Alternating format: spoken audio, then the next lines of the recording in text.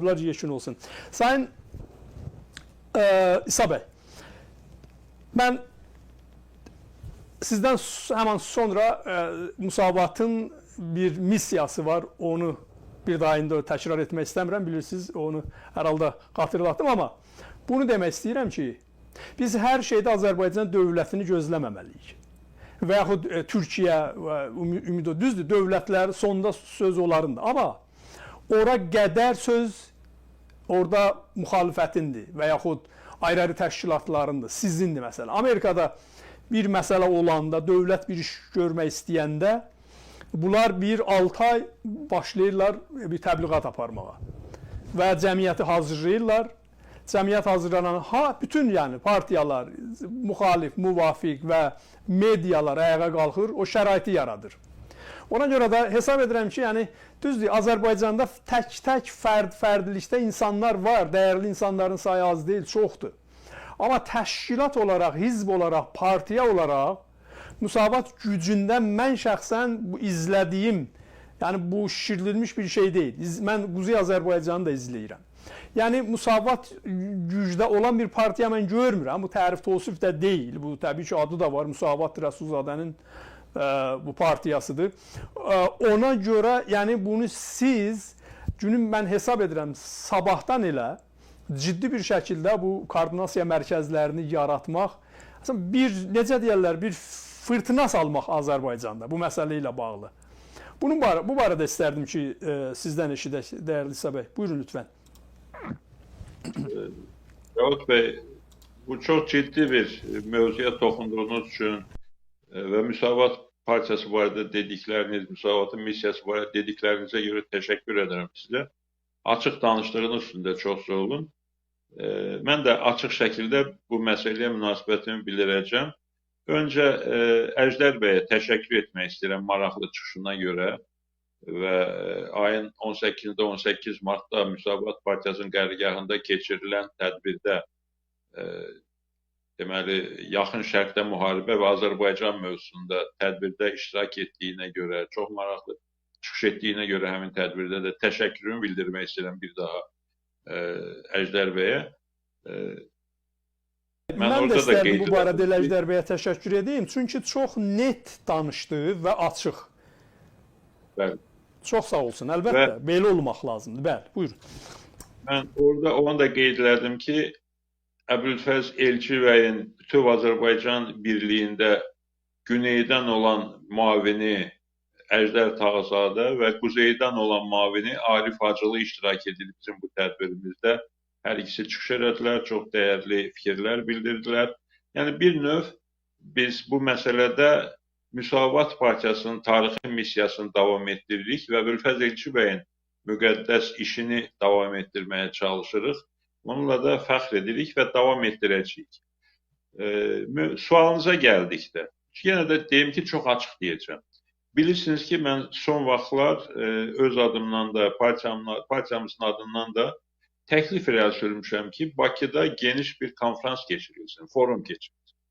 Və bu konferansda Güney Azərbaycanın bütün tanınmış şəxsləri, siyasi liderləri, ziyalıları dəvət olunsunlar. Eləcə də Quzeydən də bu məsələyə, Güney Azərbaycan, bütöv Azərbaycan məsələsinə səmimi şəkildə münasibət bildirən, çalışan siyasətçilər, ziyalılar, ictimai xadimlər də dəvət olunsunlar. Hakimiyyətli, müxalifətli, mərkəzçi qüvvələr hamısı bir yerdə bu müharibədən başlayaraq Güney Azərbaycan və bütöv Azərbaycan mövzusunda ciddi bir müzakirələr aparılsın. Hansı məsələlər ki, açıq danışılmalıdır, açıq şəkildə orada deyilsin. Hansı məsələlər ki, qapalı şəraitdə, bağlı otaqlarda müzakirə olunub, qərarlar qəbul olunmalıdır, o da edilsin. Və xalqımızın bir yekdir bir platforması, mövqeyi hazırlansın. O mövqe artıq Güney Azərbaycanla bağlı, bütöv Azərbaycanla bağlı bütün millətimizin yol xəritəsinə çevrilsin.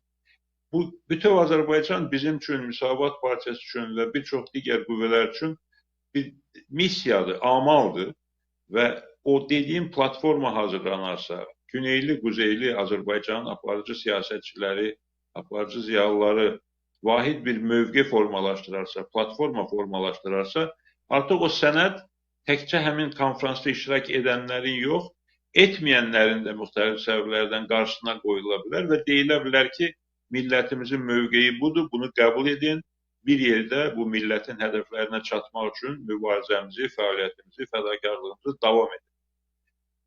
Bunu mən bir neçə yerdə təkrar eləmişəm və hakimiyyətə təklif eləmişəm ki, bu tədbiri həyata keçirsin. Əgər özü müxtəlif səbəblərdən həyata keçirmək istəmirsə, məsəl üçün hakimiyyətə yaxın qüvvələrin birinə bu missiyanı tapşıra bilər. Yaxud Bütöv Azərbaycan Ocaqları adında bir mərkəz var, araşdırma mərkəzi var. Çox sağlam, çox məsələyə səmimi yanaşan dostlarımız, əsasən cavanlar, ziyalılar bir araya gəlib Güneyevlə bağlı, Bütöv Azərbaycanla bağlı araşdırmalar aparırlar, müzakirələr təşkil edirlər. Həmin o BAO-ya da tapşırıla bilər bu missiya ki, o təşkil etsin həmin forumu. Burada sizin çıxışınızdan sonra xüsusən sual yarana bilər ki, niyə bunu biz özümüz etmirik Müsavat Partiyası olaraq, hakimiyyətin bunu etməsini istəyirik? Yenə də açıq deyəcəm. Əvvəla imkanlar eyni deyil. Müsavatın imkanları ilə hakimiyyətin imkanları eyni deyil. İkincisi, hakimiyyət bunu etməyə nə dərəcədə hazırdır, mən bilmirəm. Ancaq biz mənfi nümunələrdə görmüşük ki, tutaq ki, bəzi güneyli siyasətçilər Bakıya gəlmək istəyəndə heç onu Bakıya buraxmayıblar. Bir neçə dəfə bu Doktor Çöhrəqalının başına gəldi. Bakıya gəlmək istəyirdi, Bakıda görüşlər keçirmək istəyirdi. Onun bura gəlməyinə imkan vermədilər. Və bu dediyim forumu, konfransı Müsavat Partiyası keçirəcəksə, hakimiyyət buna dəstək verib verməyəcək bir tərəfə imkan verəcəkmi? Bu özü də bir sual altındadır. Və ona görə də bu birinci səbəbdir ki, mən bunun hakimiyyət tərəfindən edilməsini məqsədə uyğun hesab edirəm. Həm hakimiyyətin imkanlarına, potensialına görə, həm də ki, məsələnin nə qədər ciddi olmasının hər kəsə bəyan olması üçün, istər Azərbaycanda, istər Azərbaycandan kənarda belə bir tədbir keçirilərsə, bu dosta da, düşmənə də çox ciddi bir mesaj olar və bizim güneyli soydaşlarımıza da çox ciddi, həddən artıq ciddi bir dəstək olar. Biz hər zaman deyirik ki, onlar siz yalnız deyilsiniz, biz sizinlə bir yerdəyik, amma bunu hakimiyyət səviyyəsində bir tədbir həyata keçirilərsə, təbii ki, bu çox ciddi mesaj olar və çox ciddi dəstək olar xalqımızın güneydə yaşayan hissəsinə. İkinci bir səbəb nəyə görə biz bu məsələdə çox tələsmirik və ehtiyatlı davranmağa üstünlük veririk? Bu açıqcası elə güneyli soydaşlarımızın liderləri ilə bağlı bir məsələdir. Yəni, bir qədər əvvəl də Əjdər bəy haqlı olaraq quzeydəki bəzi siyasətçilərə iradını bildirdi ki, ortada bir şey yox, bir iş yox, özlərini güneyin qurtarıcısı kimi təqdim eləmək istəyirlər. Mən Müsavat Partiyasının başqanı olaraq, Rəssadə İlçibəy yolunun davamçılarından biri olaraq bu mövzuları kifayət qədər bilirəm.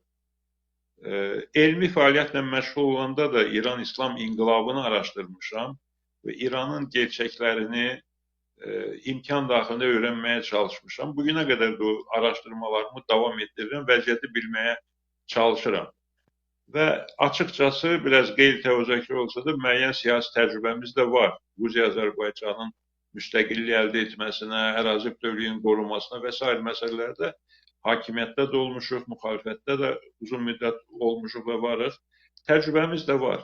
Ancaq mən əminəm ki, güneyli siyasətçilər güneyin problemlərini bizdən qat-qat yaxşı bilirlər. Güneyin dərdlərinə bizdən qat-qat daha yaxşı xəbərdardırlar və onların bu məsələdə öncül olması, onların öndə olması daha faydalı olar. Bu qənaətimə görə də biz Müsavat olaraq o qədər də tələsməməyə üstünlük vermişik. Amma indi elə sizin bu mövzunu bu cür səmimi şəkildə açmağınızdan istifadə edərək bir həqiqətdə söyləyim. Biz bu məsələyə laqeyd qala bilmərik. Əgər Azərbaycan hakimiyyəti üzərinə düşən missiyanı həyata keçirməyə çətinlik çəkəcəksə, gözləmə mövqeyində olacaqsa, biz susmaq fikrində deyilik və biz də güneyli soydaşlarımızla, onların tanınmış liderləri ilə, önəmli insanlarla, sizlərlə bir araya gəlib, mövzuları birlikdə müzakirə edib, birgə platformamızı razılaşdırıb, sonraki fəaliyyətimizi də birgə aparmaq üçün gerəkən addımları atmağa hazırıq və Müsavat Partiyası olaraq biz öz missiyamızı bilirik, öz borcumuzu bilirik və bu missiyaya uyğun şəkildə fəaliyyət göstərmişik və göstərəcəyik. Buna siz də, bizi izləyən soydaşlarımız da, bütün millətimiz, xalqımız da əmin ola bilərlər, inana bilərlər. Təşəkkür edirəm.